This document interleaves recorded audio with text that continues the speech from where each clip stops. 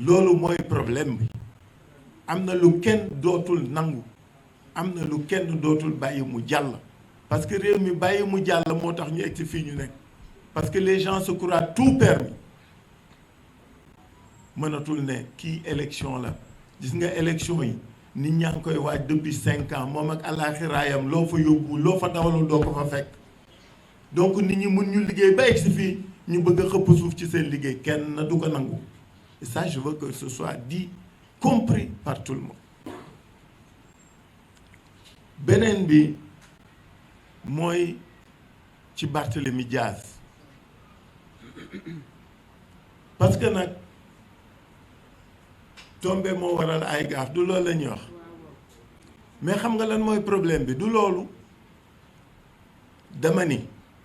xam nga lan moo fi dakk dans ce pays qu'on permette au pouvoir de se choisir ses adversaires. On a vécu le 3 mars 2013, on a vécu le 3 mars 2017, on a vécu le 3 mars 2021 et on veut nous faire vivre le 10 novembre 2021 kenn du ko nangu du fi amee du fa jàlle est-ce que gis ngeen concomitance su temps bi délai yeeg mois beeg année bi dafa mel ni sax yëf kii fétichisme la wala leneen la ci laxasu su ngeen ko xoolee loolu lay nuru de c'est des choses que personne ne peut comprendre, admettre ni accepter. Barthélémy Diaz, depuis 2011 on est avec lui on va à chaque fois au tribunal day dem ba bi ñu mujjee dem maa nga fa maag moom dañ ñëw ñu ni ñu sax programmé wuñ ko kuy ñëw suñ la convoqué wul suñ la convoqué da ngay dem mais pourquoi maintenant depuis 1 an et demi tout le monde sait qu'il se prépare il voulait être candidat depuis plus de 2 ans il se bat il part pour Dakar il se bat ñu bëgg def lan faagaagal ko kenn du ko nangu vous savez dans les démocraties consolidées ce genre de situation ne peuvent même pas avoir cours parce que c'est une matière dans laquelle quand on est en période électorale la justice s'interdit d'interférer dans le combat et les jours ñu ni délai bi waa ji fixé na ko bu yàgg bi ko waa ji di fixé xamoon na ni novembre ñu ngi ci élection xamoon na ni novembre Barthélémy sera candidat man jugé nañ ma xam naa nañ lañ doon defee renvoi yi mani c'est pas gratuit c'est pas innocent c'est pourquoi on ne laissera pas faire je l'avais dit pour Ousmane Barthélémy ne sera pas le 3e agneau du sacrifice on ne l'acceptera pas et jàppale Barthélémy dafa yomb parce que Barthélémy noppiwul xeexu kenn wuutewul xeexu kenn xeexal na ñëpp de 2011 à maintenant Barthélémy tëdd na fi kaso juróomi at sàccul laalul dara lu dul xeex pour la promotion la défense et la consolidation de la démocratie dañ ko dul nangu faut que les gens se le tiennent pour dit Ousmane wax na ko cette invite est valable pour chacune de nous Barthélémy n'est pas seul dans ce combat il n'est pas seul dans ce combat il aura tout le monde avec lui il aura tout le monde autour de lui on sera son écrin pour le préserver parce que nag la justice c'est rien n'est innocent te nag xam nga dëkk bi li ci am solo mooy ñun dañu xamante de te gars yi dañuy waxtaan te ñu bari ci ñoom amuñu bàmmeelu biir donc ñun on savait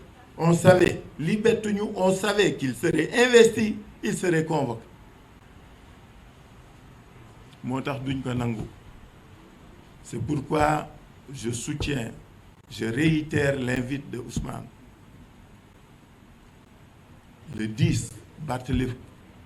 sera accompagné par tout Dakar par toutes les populations de Dakar mu dem tribunal ñu xam parce que nag lu ëpp tuuru ce pouvoir ne peut pas se choisir ses adversaires loolu jeex na fi c'est fini personne ne l'acceptera plus et c'est ça l'enjeu de ce scrutin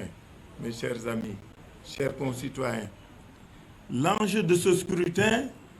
c'est qu'une haute autorité nous a dit que 2024 sera déterminé par 2022.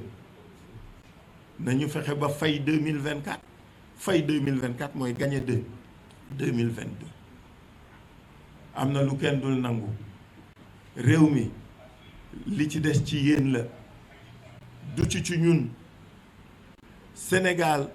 Dakar ñoo war jóg taxaw defoon nañ ko 2009 def ko 2012 def ko 2014 na leeraat naññe 2022 que Dakar et le Sénégal disent à ce pouvoir-là que du ngeen ñu moom du ngeen ñu mën du ngeen ñu noot te daañ leen gañe daañ leen dóor bu leer nañ incha allah ci kàttanu yàlla. donc loolu laa amoon lu ma wax di gërëm ñi fi toog ñëpp ak ñi fi wut nekk ñëpp di wax nag suñu liste yi suñu mandataires yi ci suuf xeex bi day door nañu def ñoom ñëpp seeni recours nous les accompagnerons nous les aiderons waa ñi ci des dañu dàq jàng wala dañu ëpp kii ba gën ñu xam élection ba ñoom amuñu benn refus amuñu benn rejet déggu leen ko fenn rejet yi ngeen dégg yëpp c'est des listes de l'opposition ñu nag suñu yeneen nawle c'est louche ce n'est pas clair voilà li ma bëggoon wax président di leen gërëm di leen sant mais surtout di wax askan wi ñoo yewwi seen bopp ñun dañu am yéene ak bëgg-bëgg li leen di yeewu ci ñoom la ñun ak ñoom nag ñoo ciy ànd parce que dañ leen di delloo njukkal. Je vous remercie. Merci beaucoup. Merci, mesdames, messieurs les journalistes. Vous avez été une trentaine d'organes à nous accompagner pendant plus d'une heure de temps. Nous vous en remercions très vivement et à bientôt. Jërë ngeen jëf.